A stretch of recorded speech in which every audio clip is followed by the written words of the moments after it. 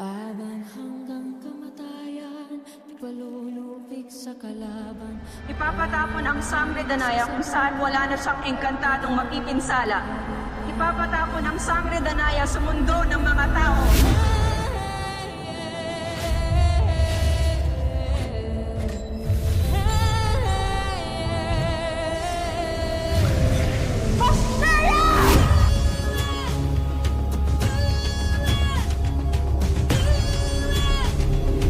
Ako man ang pinakabata, ngunit kaya ko rin pamunuan ng Direo.